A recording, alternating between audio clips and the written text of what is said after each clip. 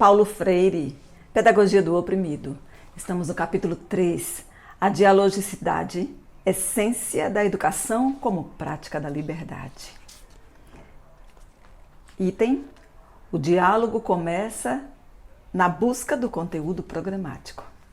Daí que, para esta concepção como prática da liberdade, a sua dialogicidade comece não quando o educador-educando se encontra com os educando-educadores em uma situação pedagógica, mas antes, quando aquele se pergunta em torno do que vai dialogar com estes. Esta inquietação em torno do conteúdo do diálogo e a inquietação em torno do conteúdo programático da educação. Para o educador bancário, na sua antidialogicidade, a pergunta, obviamente, não é a propósito do conteúdo do diálogo, que para ele não existe, mas a respeito do programa sobre o qual dissertará a seus alunos. E a esta pergunta responderá ele mesmo, organizando o seu programa. E agora eu vou colocar no feminino. Para a educadora educanda, dialógica, problematizadora, o conteúdo programático da educação não é uma doação ou uma imposição, um conjunto de informes a ser depositado nos educandos, mas a devolução organizada, sistematizada e acrescentada ao povo daqueles elementos que este lhe entregou de forma desestruturada. A educação autêntica, repitamos, não se faz de A para B ou de A sobre B, mas de A com B, mediatizados pelo mundo. Mundo que impressiona e desafia uns e a outros, originando visões e pontos de vista sobre ele. Visões impregnadas de anseios, de dúvidas, de esperanças ou desesperanças, que implicitam temas significativos, à base dos quais se constituirá o conteúdo programático da educação. Um dos equívocos de uma concepção ingênua do humanismo está em que, na ânsia de corporificar um modelo ideal de bom homem, se esquece da situação concreta, existencial, presente dos homens mesmos. O humanismo consiste, diz Furter, em permitir a tomada de consciência de nossa plena humanidade, como condição e obrigação, como situação e projeto. Simplesmente não podemos chegar aos operários, urbanos ou camponeses, estes, de modo geral, imersos num contexto colonial quase umbilicalmente ligados ao mundo da natureza, de que se sentem mais partes que transformadores, para, à maneira da concepção bancária, entregar-lhes conhecimento ou impor-lhes um modelo de bom homem, contido no programa cujo conteúdo nós mesmos organizamos. Não seriam poucos os exemplos que poderiam ser citados de planos de natureza política ou simplesmente docente que falharam porque os seus realizadores partiram de uma visão pessoal da realidade.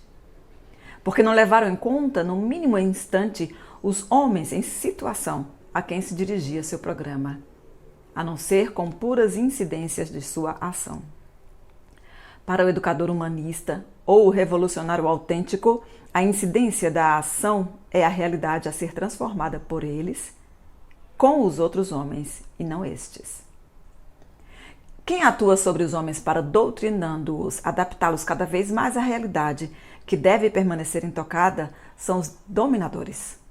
Lamentavelmente, porém, neste conto de verticalidade da programação, conto da concepção bancária, caem muitas vezes lideranças revolucionárias no seu empenho de obter a adesão do povo à ação revolucionária.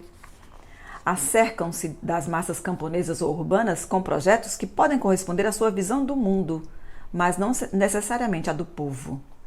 Esquecem-se de que seu objetivo fundamental é lutar com o povo pela recuperação da humanidade roubada e não conquistar o povo.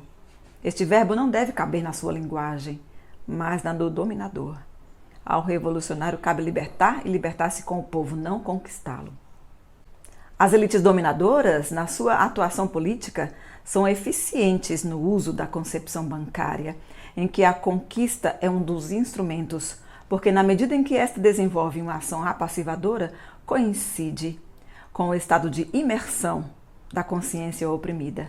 Aproveitando esta imersão da consciência oprimida, estas elites vão transformando-a naquela vasilha de que falamos e pondo nela slogans, que é a fase mais temerosa ainda da liberdade. Um trabalho verdadeiramente libertador é incompatível com esta prática. Através dele, o que se há de fazer é propor aos oprimidos os slogans dos opressores como problema, proporcionando-se assim a sua expulsão de dentro dos oprimidos. Afinal, o empenho dos humanistas não pode ser o de opor os seus slogans aos dos opressores, tendo como intermediários os oprimidos como se fossem hospedeiros dos slogans de uns e de outros. O empenho dos humanistas, pelo contrário, está em que os oprimidos tomem consciência de que, pelo fato mesmo de que estão sendo hospedeiros dos opressores, como seres duais, não estão podendo ser.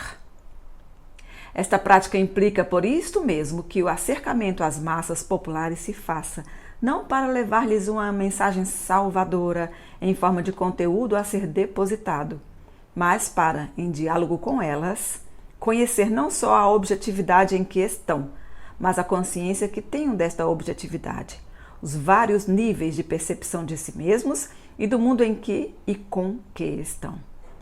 Por isto é que não podemos, a não ser ingenuamente, esperar resultados positivos de um programa, seja educativo no sentido mais técnico ou de ação política, se, desrespeitando a particular visão do mundo que tenha ou esteja tendo o povo, se constitui numa espécie de invasão cultural, ainda que feita com a melhor das intenções, mas invasão cultural sempre.